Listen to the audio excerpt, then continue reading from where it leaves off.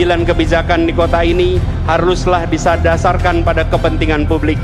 Pengelolaan tanah, pengelolaan air, pengelolaan teluk, dan pengelolaan pulau tidak boleh diletakkan atas dasar kepentingan individu. Halo, Assalamualaikum warahmatullahi wabarakatuh. Apa kabar Sahabat Hendris? Semoga Sahabat Hendris dimanapun berada tetap sehat, tetap semangat. Seperti biasa Sahabat Hendris, welcome back to my YouTube channel Hendris Media. Masih perihal pagar laut yang menghebohkan publik beberapa waktu yang lalu. Dari viral, kemudian ada perintah dari Prabowo untuk melakukan pembongkaran pagar laut tersebut. Makin ramai saja ya.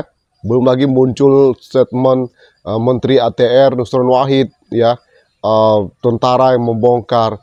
Apakah pembongkaran ini benar-benar akan menghentikan proyek PSN PIK 2? Nah, Sahabat Hendris, ini mengejutkan publik ya. Loyalis Anies sebut operasi pembongkaran pagar laut hanya karnaval. PIK 2 dan PSN akan jalan terus. Ya, soalnya coba kita perhatikan ya. Orang yang terkait proyek PSN itu santai-santai saja, malah touring ya. Nah, ini mempertandakan kalau proyek ini akan jalan terus ya. Berkaca dari pengalaman saya, seyakin-yakinnya PIK 2 dan PSN akan jalan terus, dalam tanda kurung menang. Dengan cara apapun, kata Ges Khalifa dalam akun X pribadinya Selasa 28 Januari 2025. Menurutnya, pembongkaran pagar laut yang ada di kawasan pesisir Kabupaten Tangerang, Provinsi Banten saat ini hanya karnaval. Karnaval itu pertunjukan gitu ya. Mungkin supaya masyarakat tidak marah gitu ya. Akhirnya dibuatlah pertunjukan atau karnaval seperti itu, melakukan pembongkaran. Oke. Di sisi lain, dia mengungkit soal reklamasi Jakarta yang bisa di-stop karena saat itu yang menjadi gubernur adalah Anies Baswedan. Ya, benar saja. Ini perihal pagar bambu ini, nama Pak Anies Baswedan kembali menjadi perbincangan publik. Bagaimana Pak Anies Baswedan dengan rekam jejaknya waktu itu, pidatonya yang sangat viral dengan berani gitu ya, dengan lantang ya, itu viral kembali pidatonya waktu itu ya. Kita bisa lihat pidatonya bagaimana dia dengan beraninya menyetop reklamasi ya. Pengambilan kebijakan di kota ini haruslah disasarkan pada kepentingan publik.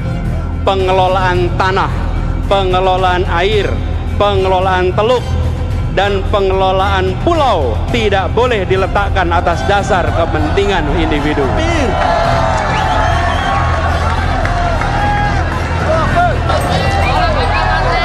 Pengelolaan itu semua tidak boleh untuk kepentingan satu golongan, tidak boleh untuk kepentingan satu perhimpunan, tidak boleh untuk kepentingan satu korporasi, tetapi itu untuk kepentingan warga Jakarta semua.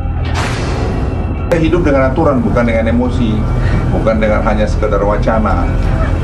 Saya sesuai dengan ketentuan kewenangan yang ada saya kerjain. Jadi kalau mau itu bisa dia hentikan, dia batalin, ya silakan aja.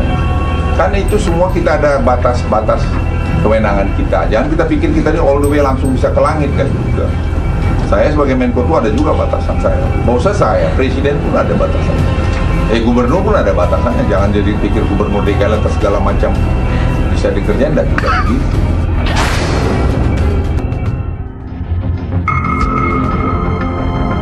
Skenario deadlock reklamasi yang dirancang ini bisa berpotensi mengganggu kinerja pemerintahan. Menko Kemaritiman Luhut Binsar Panjaitan telah memperingatkan Anies bahwa kebijakan yang diambilnya salah arah. Aturannya memang demikian, kita ikut. Diketahui pembongkaran pagar laut Tangerang ini kini sudah mencapai sekitar 18,7 km di hari ke-8 28 Januari 2025. Itu kira-kira biaya anggaran yang habis itu berapa gitu ya? Ya.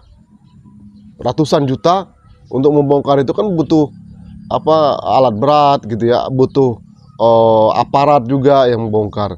Cuman dalam pembongkaran itu jadi pertanyaan publik nih ya, pihak kepolisian kemana, ya nggak?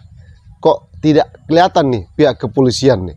Dan di jagat maya itu berbagai macam asumsi publik.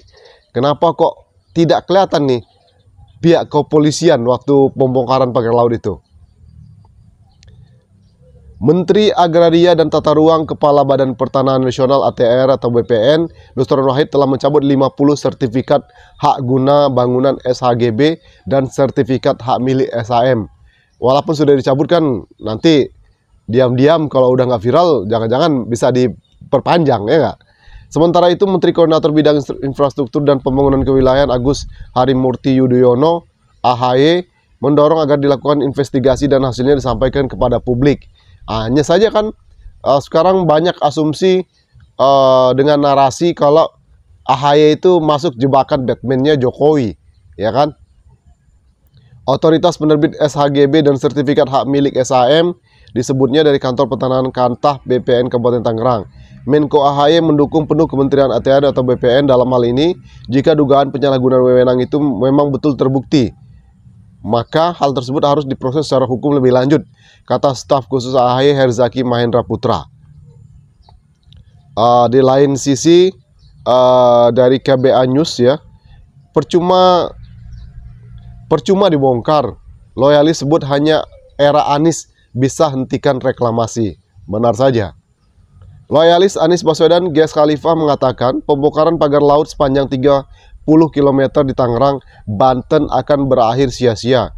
Proyek reklamasi laut pernah terhenti ketika Anies menjabat sebagai gubernur DKI Jakarta pada periode 2017-2022.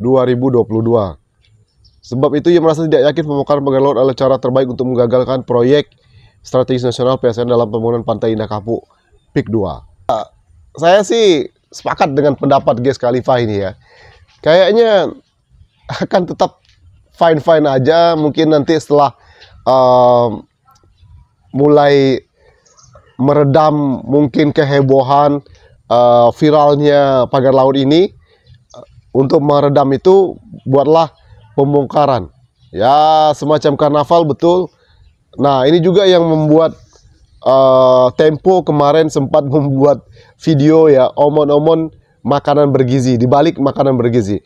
Jadi omon-omon ini senjata makan tuan tampaknya ya, yang kemarin ditujukan saat debat Pilpres ke Pak Anies Baswedan, sekarang malah berbalik ke Pak Prabowo sendiri. Ya, banyak hal gitu ya kita perhatikan. Apakah contohnya makanan bergizi gratis ya, yang begitu banyak polemik pro kontra, ditambah lagi dengan pagar laut ini ya, belum lagi kemarin heboh pemberitaan tentang menteri yang didemo ya kan, diminta mundur akhirnya damai, belum lagi menteri minta anggaran ditambahkan. Pokoknya banyak banget polemik yang terjadi di masa pemerintahan Prabowo Subianto 100 hari kerjanya ya. Sementara itu Prabowo sekarang sibuk ke luar negeri, sementara ada shift siang kata netizen, sibuk touring, pencitraan gitu ya. Jadi pencitraan akan terus berlanjut. Dan ini kemarin juga saya mendapatkan pemberitaan yang sangat ini ya, menghebohkan publik gitu ya. DPD Gibran Kota Depok gelar konsolidasi dan pelantikan kepengurusan untuk periode 2025-2029. Kemarin sempat seliweran di TikTok, dan bahkan di situ ada pernyataan di TikTok, Pak Prabowo cepatlah pulang. Ini Gibran sudah siap-siap ini, apakah nanti persiapan 2029 atau sebelum 2029 seperti kata Koni waktu itu ya. Gibran akan naik, Prabowo hanya berapa tahun berkuasa, langsung akan digantikan oleh Gibran. Mungkin tidak sabar gitu ya. Otomatis kalau Gibran naik tahta, naik jadi RI 1 sudah selesai. Wassalam ini kalau begini ya. Nominasi dari OCRBC, kemudian proyek PSN disangkut pautkan dengan Jokowi, itu nggak akan bisa diapa-apain kalau Gibran naik menjadi RI 1. Ini contohnya di sini ya. DPD Gibranku ya. Depok bertempat di Cafe HP Depok. Dewan Kepengurusan Daerah DPD di Gibranku Depok menggelar acara konsolidasi pelantikan kepengurusan Gibranku untuk periode 2025-2029. Ini DPD ya, Dewan Perwakilan Daerah, berarti ini bentuk partai atau apa gitu ya. Acara tersebut dihadiri oleh staf ahli dari Dewan Provinsi Jawa Barat yang mewakili Provinsi Jawa Barat, perwakilan Wali Kota Depok, sejumlah tokoh masyarakat, pengurus terpilih, Ketua DPD Gibranku Kota Depok, Indah Mala Puspita Rini, Ketua Panitia Kris David Rumambi, dan beberapa pengurus DPD Gibranku. Lalu acara dimulai dengan menyanyikan lagu Bangsa Indonesia Raya dan dilanjutkan dengan bacaan doa oleh Ustadz Nur. Sekjen DPP Gibranku Wagi Okusuma dalam sambutan menyampaikan, semoga Gibranku Depok selalu solid dalam menjalankan setiap program. Selain program-program Wali Kota Depok, dengan cara ini juga menjadi momentum untuk menyerahkan surat keputusan pengurusan DPD Gibranku Kota Depok, ucapnya. Ia berharap dengan cara ini dapat terus berkontribusi secara aktif dalam mendukung pembangunan kota dan mewujudkan program-program yang bermanfaat bagi masyarakat, katanya. Lalu Gibranku menunjukkan kepeduliannya terhadap lingkungan melalui kegiatan peduli mangrove serta pengelolaan usaha tambak bandeng yang telah dirintis. Dalam acara ini, SK pengurusan masa jabatan 2025-2029 secara resmi diserahkan. Untuk struktur kepengurusan yang ditetapkan adalah Indah Mala Puspita Rini SE sebagai Ketua, Agus Hartono sebagai Sekretaris, dan Yeni Yuli Sukmawati sebagai Bendahara. Oh, ini kok ada ya? Ini semacam apa sih? Ormas kah? Atau Partai Gibranku kah? Nah, makanya apakah nanti apa yang disampaikan oleh Koni beberapa waktu yang lalu kalau Gibran itu akan naik ya 2 tahun atau 3 tahun cuma Prabowo berkuasa?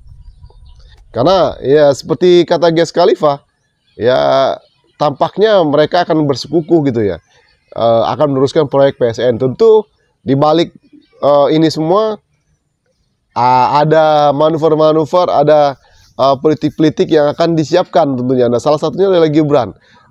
Wakil presiden bisa dipaksakan kok. Bagaimana dengan presiden nanti ke depannya? Itu ya. Nah, kita nggak tahu nanti ke depannya gimana.